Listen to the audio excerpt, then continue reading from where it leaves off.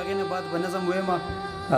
ژوند تعصب نظریه ټوله د هرس د منې ژوند تعصب نظریه ټوله د هرس د منې مینه په نن سبا کې ټوله د هوس د منې او مونږ په مهنت ژوند بچ کوو د مرګ لرې تښتو په مهنت ځان مړ کول پوهه د ققنس د منې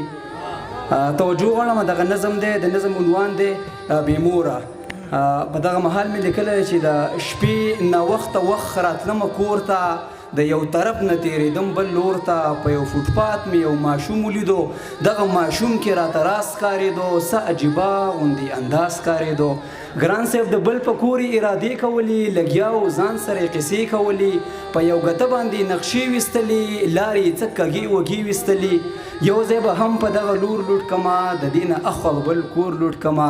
دی لا په دې کې ګویا ځان سره او ما په دغه کې اواز وکړلو وهم پرې راغی بره ویې کتل بیا شو خوشحال ویل دا سړی شاعر دی لږ شو نږدې ویل لیونی شاعر دی زما د خوښې شاعر دی شاعر دی ای مړه دا خو بریالی شاعر دی مننه ما ویل بچی په نیمې شپې څه کوي په دې قلم په دې ګتې څه کوي هغه ویل دا ډېره اوږده قصه ده بیداره نه ده دا اوږده قصه ده خو تا ته یې کومه په یو نظم جوړ کا بیانولې بس یو رسم جوړ کا چې بابا جان تېنه خبر شو ګوره زما یاران تېنه خبر شو ګوره ټول شاعران تېنه خبر شو ګوره میندې پلاران تېنه خبر شو ګوره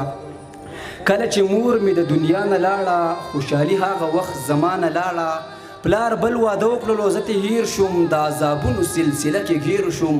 زما تعلیم او تربیت ونه شو د مور بعد مې هیڅ عزت ونه شو بیا مې ډیران کې پلاستیک ټولول پلار به مې ښې ډېرې پیسې غوښتلې ما به په غلا او په ټګۍ ګټلې ما د هر چا نه په غلطۍ ګټلې مېرنۍ مور ته پته ولګېده محلې هر کور ته پته ولګېده مېرنۍ مور د کوره وویستمه پلار مې په زور د کوره وویستمه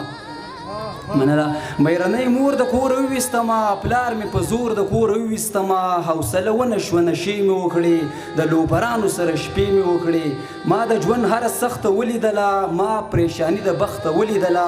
اوس په نشو د ژوند د سور اخلمه پیسې د خلکو نه په زور اخلمه د هر سړي په زړه کې درد مې جوړ کو د ځان غل او دهشتګرد مې جوړ کو خوشحالي نشته په دې شپو کې آرام مې نشته په خوشحالي نشته په نشو کې آرام مې نشته په دې شپو کې زه خوب کومه په کوڅو کې ژوند مې تېرېږي په نشو کې په سرو لمبو مې ژوند لوخړه ځان له کړو نه ډېره مننه